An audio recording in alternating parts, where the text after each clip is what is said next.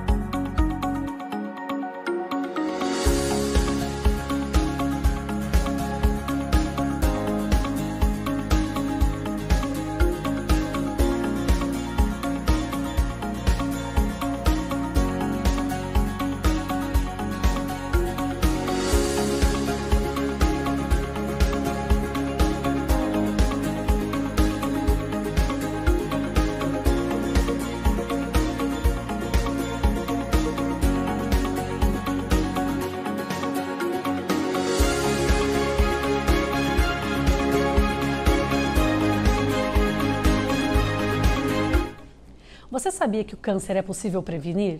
Vamos conhecer um pouco mais sobre essa doença que assusta tanto as pessoas, mas que pode ser prevenido. De acordo com o OPAS, Organização Pan-Americana da Saúde, 50% dos casos podem ser prevenidos. E segundo o INCA, Instituto Nacional do Câncer, 40% das mortes por câncer podem ser evitadas. É um número importante a ser considerado. Vamos entender um pouco mais como funciona a prevenção? Pensando que a incidência e a mortalidade por câncer vem aumentando no mundo através do envelhecimento populacional, mudanças de hábitos e prevalência dos fatores de risco, como por exemplo, crianças têm começado cada vez mais cedo a vida sexual, sem vacinação contra o HPV. Então, esses fatores de riscos estão presentes nessas crianças, podendo levá-los ao câncer. E também temos o desenvolvimento socioeconômico. Em áreas do nosso país que não são desenvolvidas, falta educação, falta cultura, então nós não conseguimos educar as pessoas para a prevenção. Nós temos a estimativa de novos casos no mundo de câncer. Pensando e começando lá em 2018, nós tivemos 18 milhões de novos casos de câncer. Quando chegarmos em 2030, já teremos 27 milhões de novos casos. E em 2040, 29 milhões. E para 2040, no Brasil, serão 998 mil novos casos de câncer. Vejam qual é o número impactante de câncer que a gente pode prevenir. Já no Brasil, o câncer é a segunda causa de morte entre todas as doenças. Para 2020, quando a gente falou no triênio, que entra 2020, 2021 e 2022, nós teremos para cada ano 625 mil novos casos de câncer. Dentre eles, vamos citar pele, não melanoma, 177 mil. Cavidade oral, 15 mil novos casos. Colo de útero, 17 mil novos casos. Câncer de pulmão, 30 mil novos casos. Câncer de mama, 60 mil. E cólon e reto, que é o câncer de intestino, 41 mil novos casos para esse triênio. Então vamos falar um pouquinho sobre câncer. O que é câncer? Para isso, vamos começar com a divisão celular, que em um corpo saudável, as nossas células crescem, se dividem, morrem e são substituídas de maneira controlada, em um processo natural chamado de divisão celular. Então, tudo ocorre de maneira controlada. Quando a gente fala do câncer, temos um nome chamado carcinogênese, que é o quê? O nosso organismo, então, ele é formado por uma enorme quantidade de células com funções diferentes que trabalham de forma organizada. Quando o câncer ocorre, essas células sadias sofrem um tipo de alteração e passam a se dividir e se reproduzir de forma descontrolada, né? Descontroladamente ela começa a crescer e se formar. Então, a gente vê que o nome dado a um conjunto de mais de 100 doenças que tem um comum crescimento desordenado das células e que invade tecidos vizinhos e órgãos distantes é chamado de câncer. O que seria tecidos vizinhos e órgãos distantes? Vamos exemplificar. Nós temos um câncer de útero. Ele pode estar relacionado e chegar até mesmo a tecidos vizinhos, como por exemplo o ovário, que está ali ao lado do útero, ou a órgãos distantes. Ele pode sofrer uma metástase, que é o que? Ele chegar a um órgão distante, como por exemplo pulmão, ossos ou até mesmo o cérebro. Agora que você já sabe o que é o câncer, vamos falar de prevenção? A prevenção ela é dividida em 4 categorias. Temos a primeira, que é a primária, que engloba os fatores de risco e de proteção. A secundária, que fala de rastreamento e diagnóstico precoce. A terciária, que retoma o rastreamento, mas também falamos de reabilitação e melhoria da sobrevida. E a quaternária, que falamos de cuidados paliativos. Nessa aula, nós iremos abordar somente a prevenção primária. E qual é o objetivo da prevenção primária? Ela tem como objetivo impedir que o câncer se desenvolva, incluindo a adoção de um modo de vida saudável e evitando a exposição às substâncias causadoras do câncer. De que forma a gente atinge esse objetivo? Através de ações realizadas para evitar a ocorrência da doença e também através de estratégias voltadas para a redução da exposição aos fatores de risco. Quando falamos em fatores de risco, eu vou estar aqui definindo para vocês entenderem um pouco melhor. Ele é definido como qualquer escolha que aumente o risco de um indivíduo desenvolver a determinada doença. Vamos conhecer então quais são os fatores de risco do câncer? O primeiro deles é o tabagismo, seguido de uma alimentação não saudável, que é aquela que engloba enlatados, embutidos, bebidas muito adocicadas, também o sedentarismo, o consumo de bebida alcoólica, que seria o etilismo, a exposição ao sol das 10 às 16 horas, a obesidade, temos também a exposição de agentes cancerígenos durante o trabalho e a exposição ao vírus do HPV, que é o papiloma vírus humano. Vamos entender um pouco mais sobre o tabagismo e os malefícios que ele causa para a saúde. Conforme observamos no slide, o tabagismo é o ato de consumir cigarro ou outros produtos que contenham tabaco, cuja droga ou princípio ativo é a nicotina. A Organização Mundial da Saúde aponta que o tabaco mata mais de 8 milhões de pessoas por ano. Mais de 7 milhões dessas mortes resultam do uso direto desse produto, enquanto cerca de 1,2 milhão é o resultado de não fumantes expostos ao fumo passivo. Agora, vamos conhecer um pouco mais sobre os tipos de tabaco, porque nós temos em mente que o tabaco é só o cigarro, e não é só o cigarro. Temos então o mascado, que como exemplo eu trouxe o fumo de rolo, o aspirado, que seria o rapé, e o inalado, que engloba o cigarro, o narguilé e também o cigarro eletrônico. No Brasil, 428 pessoas morrem por dia por causa da dependência da nicotina. 156.216 mortes anuais poderiam ser evitadas.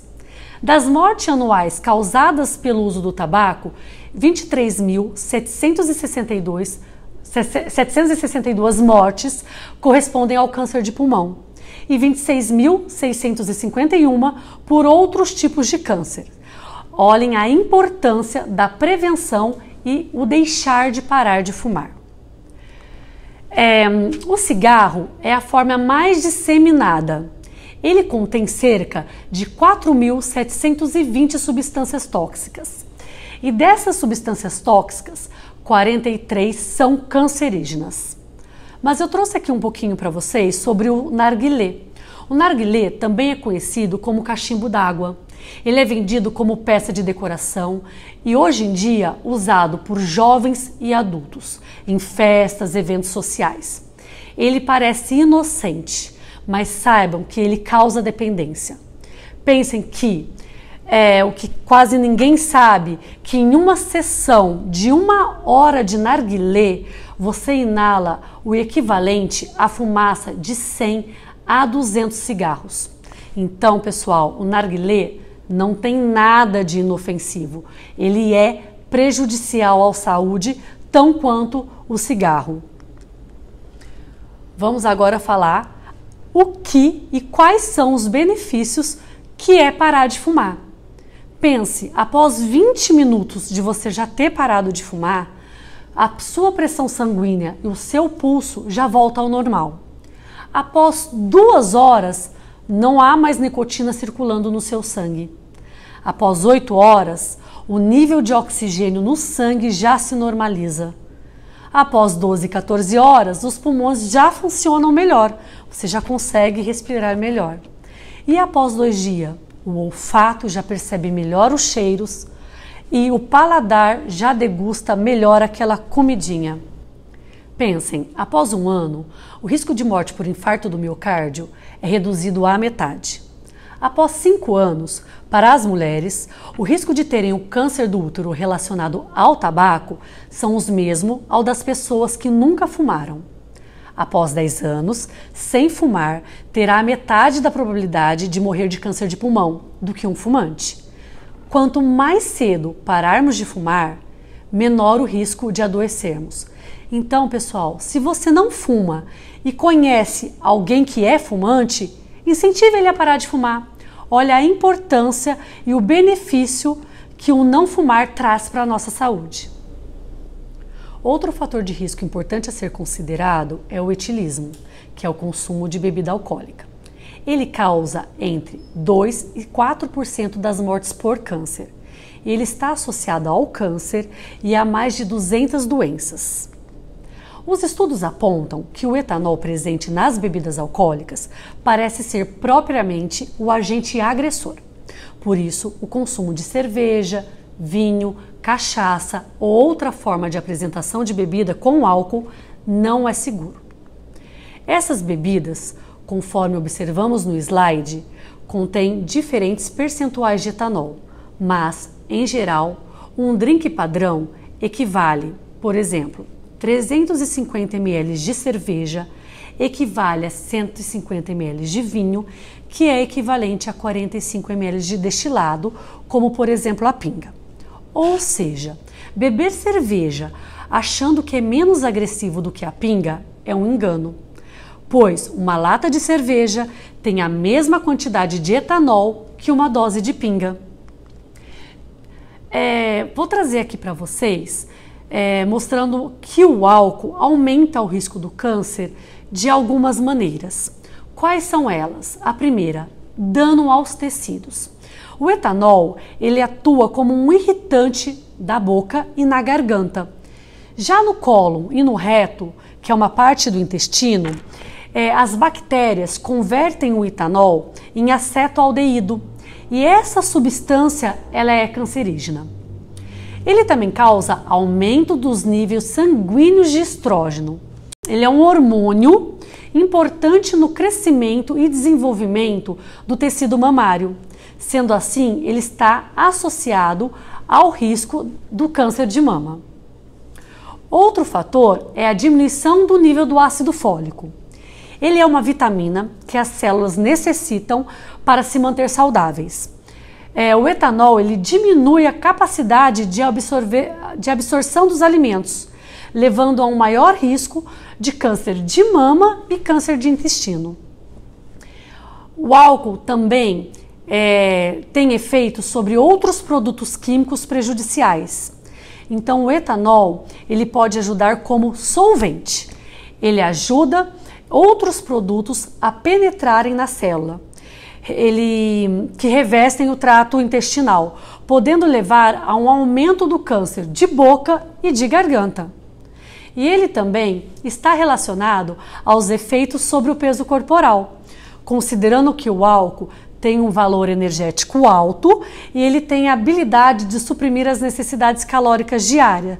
Sendo assim, ele está ligado ao sobrepeso e à obesidade, dependendo da quantidade, frequência e o modo de consumo. Então, pessoal, a ingestão de bebidas alcoólicas em qualquer quantidade e forma de apresentação pode sim levar ao câncer. Reduzir a frequência do consumo pode diminuir as chances de desenvolver essa doença. Então, vamos pensar. A escolha mais saudável é não beber, ou pelo menos evitar ao máximo. Você sabia que a alimentação também pode ser um fator de risco? Vamos entender um pouquinho mais? Estudos epidemiológicos demonstram que a modificação na alimentação e no estilo de vida podem prevenir o câncer e outros tipos de doença. A obesidade e o câncer classificam-se como as principais epidemias globais da atualidade. Quando ambas se encontram no mesmo indivíduo, os efeitos são ainda mais nocivos. A obesidade é o segundo maior fator de risco evitável para o câncer. Conforme observamos no slide, de acordo com os dados de pesquisas epidemiológicas, entre as mortes por câncer atribuídas a fatores ambientais, a alimentação contribui com cerca de 35% dos casos. Cerca de 35% dos diversos tipos de câncer ocorrem em decorrência de uma alimentação inadequada. Essa alimentação é caracterizada por um alto teor de gordura saturada, colesterol, açúcares e um baixo aporte de verduras, frutas, legumes e cereais. Acredita-se que uma dieta adequada poderia prevenir de 3 a 4 milhões de novos casos de câncer a cada ano. Então, o que seria uma dieta adequada, né? Uma alimentação saudável? Primeiramente, é uma ingestão rica em frutas, legumes, verduras, cereais integrais, feijão e outras leguminosas. Mas também tem que ser uma alimentação com a ingestão pobre em alimentos ultraprocessados, que são aqueles prontos para consumo ou aqueles prontos para aquecer, enlatados, fast foods e também bebidas açucaradas ou adoçadas. E a nossa alimentação, ela deve ser saborosa, respeitar a cultura local, proporcionar prazer e saúde. E também podemos incluir nela alimentos regionais, que estão dentro da nossa região. Vamos então adotar algumas medidas para uma alimentação saudável. Quais são elas? Mantenha uma dieta rica em alimentos de origem vegetal. Coma no mínimo 5 porções de fruta e verduras por dia. Beba de 6 a 8 copos de água por dia ou mantenha uma garrafinha de água perto de você. Sempre que possível, dê preferência a alimentos naturais e integrais. Inclua no seu cardápio diário legumes, trigo integral, cevada, aveia, linhaça, arroz integral, soja, feijões e ervilhas. Consuma moderadamente os óleos vegetais saudáveis, como o óleo de canola e o azeite de oliva extra virgem. Pessoal, vejam a importância da alimentação saudável no nosso dia a dia e o quanto ela impacta na obesidade e na prevenção contra o câncer. Então vamos hoje dar o pontapé inicial para a nossa alimentação saudável. Vamos falar de saúde bucal. A higiene da boca é a prática de manter os dentes, língua e gengivas limpos e saudáveis para evitar problemas dentários como tártaro, gengivite, periodontite, cárie e outras doenças como o câncer. Como podemos observar neste slide, para o câncer de cavidade oral, no Brasil, no triênio de 2020, 21 e 22, estima-se 11.180 novos casos de câncer de cavidade oral para homens e 4.010 novos casos de câncer de cavidade oral para mulher. Agora, eu vou trazer aqui para vocês um pouquinho algumas dicas para mantermos a nossa higiene bucal. Primeiramente, manter hábitos de boa higiene. Escovar bem os dentes e usar o fio dental diariamente, porque o fio dental é algo que a gente sempre esquece. A gente lembra de escovar os dentes e esquece de passar o fio dental. E ele é extremamente importante, tá? Porque ele vai higienizar entre os dentes e a gengiva. Usar produtos de higiene bucal, inclusive creme dental, que contém um flúor, porque ele é um fator protetor. E lembrar do protetor labial, tá? Porque ele está relacionado à proteção dos lábios, que é um dos locais que pode ter câncer. E a gente deve aplicar ele como? Pela manhã e após o almoço, ou quando necessário. Então, pessoal, manter um hábito saudável de higiene bucal é extremamente importante para evitarmos esse tipo de câncer. Relembrando os fatores de risco, obesidade e sedentarismo, vamos falar um pouquinho agora sobre atividade física. A atividade física é simplesmente o movimento do corpo que consome energia. Com a adesão à prática de atividade física entre a população, cerca de 10 mil novos casos de câncer poderiam ser evitados no Brasil. A prática regular de atividade física influencia no controle de peso e no nível de gordura, além de atuar diretamente sobre hormônios e marcadores inflamatórios. A falta dela aumenta o risco da incidência de alguns tipos de câncer. Como podemos observar, 8.600 casos de câncer em mulheres, 1.700 casos de câncer em homens poderiam ser evitados simplesmente com o aumento dos exercícios semanais. E quais são os benefícios da atividade física? Vamos conhecer? São eles: manter peso corporal, equilibrar níveis hormonais, aumentar a imunidade e facilitar a digestão, além de prevenir alguns tipos de câncer. Existem recomendações que sugerem a realização de pelo menos 30 minutos de atividade física por dia, mas já há evidências que, mesmo quando realizada por menos tempo, a atividade física traz benefícios para a prevenção de câncer e para a saúde. Vamos pensar, trocar o carro pelos passos. Que tal ir à padaria a pé? Que tal caminhar com o seu pet todos os dias? Isso já é uma atividade física. Você já está se movimentando. Então, vamos trocar aí o carro, a moto, né, pelos passos, trocar o sofá pela movimentação, pela atividade física. Pratique as modalidades de atividade física que você gosta. Movimente-se. Veja a importância da atividade física e do movimento na saúde. Vamos falar sobre o fator de risco exposição ao sol entre as 10 e as 16 horas. Conforme observamos no slide, a radiação solar é a energia emitida pelo Sol na forma de radiação eletromagnética não ionizante e é a principal fonte de exposição humana à radiação ultravioleta UV. Essa radiação é um agente cancerígeno completo que provoca mutações do DNA e promove o desenvolvimento do câncer por processo inflamatório relativo à exposição UV cumulativa. E o que é essa exposição UV cumulativa? É o tempo de exposição ao sol que você recebe por toda a sua vida. A exposição solar excessiva é o principal fator de risco para o câncer de pele.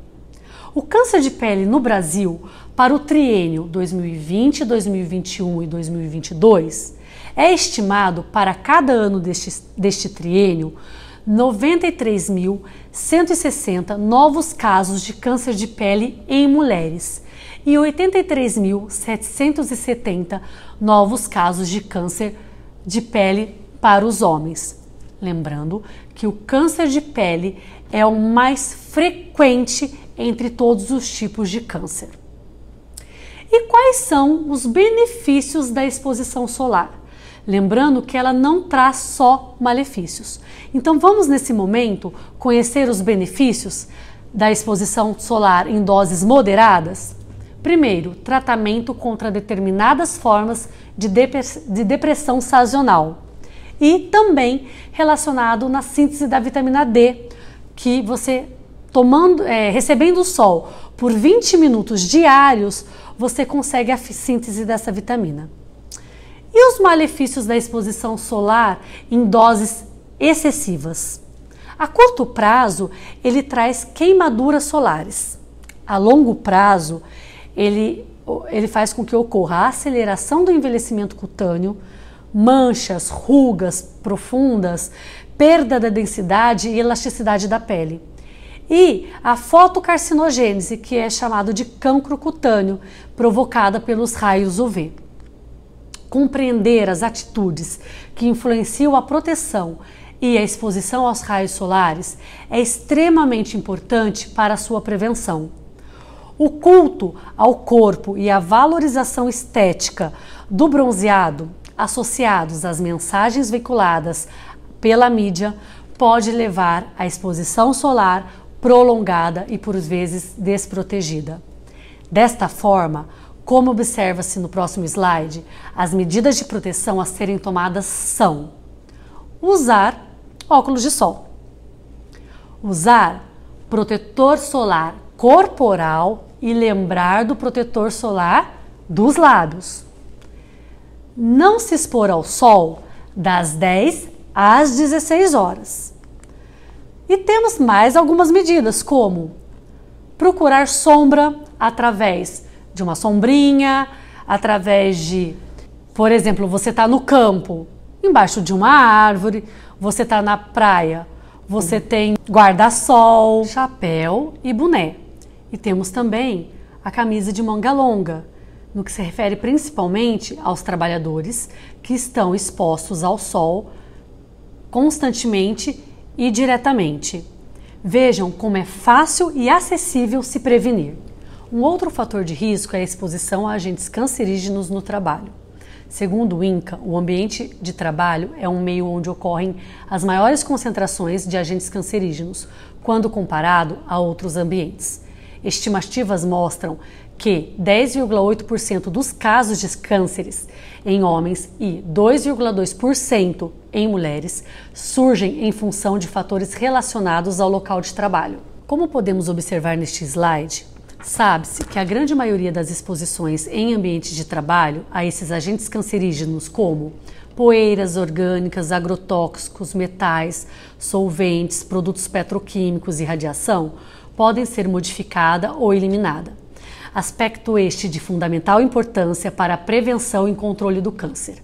Ou seja, segundo o Ministério da Saúde, evitar o contato pode reduzir em até 37% dos casos de alguns cânceres relacionados ao trabalho no país. E quais são esses agentes químicos e físicos que são agentes cancerígenos? Agentes químicos são esses: agrotóxicos, amianto ou abesto, que é um tipo de metal, sílica, benzeno, xilueno e tolueno. Quais são os profissionais expostos a esses agentes? São principalmente agricultores, operários de indústrias químicas e construção civil, trabalhadores de laboratório e mineradores. E também temos os agentes físicos. Neles são radiação ionizante, que são partículas nucleares e de raio-x. Os trabalhadores afetados são os que trabalham na indústria nuclear ou próximos a equipamentos que imitam radiação, como por exemplo instituições médicas e laboratórios. E radiações não ionizantes, que é a luz solar, a radiação ultravioleta. Quais são os trabalhadores afetados? São aqueles que executam suas atividades ao ar livre, como por exemplo, garis ou trabalhadores que utilizam intensa radiação ultravioleta como soldadores. Mas, para a prevenção do câncer de origem ocupacional, podemos abranger alguns itens, como remoção da substância cancerígena do local de trabalho. Então, os compostos cancerígenos devem ser substituídos por outros mais seguros. controle da liberação dessas substâncias resultantes de processos industriais na atmosfera, controle da exposição e uso rigoroso dos equipamentos de proteção individual, máscaras, até mesmo roupas especiais. Boa ventilação do local de trabalho para se evitar o excesso de produtos químicos no ambiente. E o trabalho educativo, que visa aumentar o conhecimento dos trabalhadores a respeito das substâncias com as quais eles trabalham e além dos riscos e cuidados que devem ser tomados ao se exporem a essas substâncias. Vimos até o momento sobre os fatores de risco. Vamos falar sobre os fatores de proteção? Os fatores de proteção são definidos como recursos pessoais ou sociais que atenuam ou neutralizam o impacto do risco. Quais são eles? A amamentação, manter o peso saudável, vacinação contra o HPV e o exame preventivo de Papa Nicolau para as mulheres. Vamos dar início falando do fator de proteção manter peso corporal adequado. Manter um peso saudável ao longo da vida é uma das formas mais importantes de se proteger contra o câncer. Como observamos neste slide, um estudo recente publicado pela Faculdade de Medicina da Universidade de São Paulo mostrou que o Brasil terá 29 mil casos de câncer relacionados à obesidade em 2025. O número é bem maior que os 15 mil casos registrados em 2012. Em 2018, os casos de câncer associados ao peso elevado corresponderam em 3,8% de todos os diagnósticos oncológicos feitos no país. E em 2025 serão 4,6%. O excesso de gordura no corpo provoca um processo inflamatório e aumenta a produção de hormônios que podem causar dano às células, provocando ou acelerando o surgimento da doença. Além da inflamação crônica, os especialistas destacam outros processos biológicos que explicam a relação entre obesidade e o câncer. Vamos conhecer quais são eles? Primeiro, desregulação da morte das células. Depois de algum tempo, as células se programam para morrer. Estudos mostram, no entanto, que a obesidade pode desregular esse processo, o que contribui para que as células disfuncionais permaneçam no organismo. Temos também a secreção de substâncias pró-inflamatórias. Essas substâncias promovem o crescimento de células com perfil cancerígena.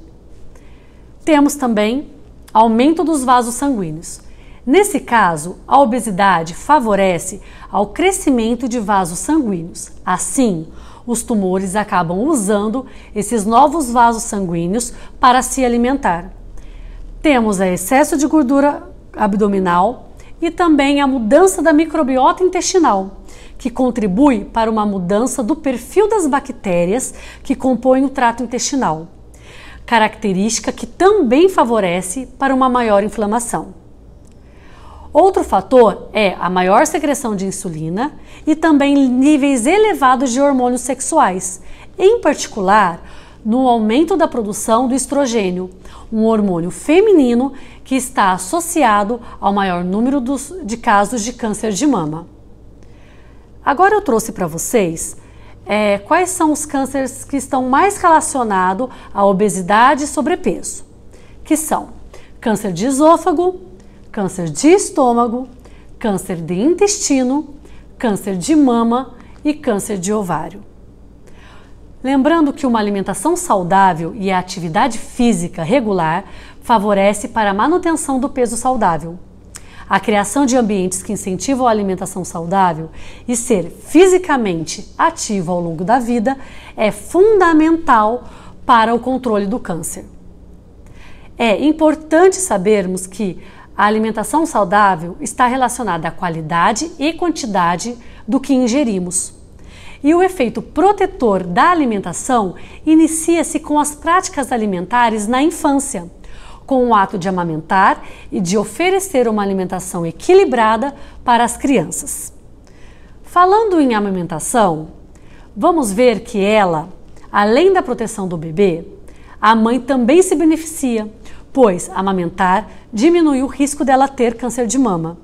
Durante o período de amamentação, as taxas de determinados hormônios caem na mulher.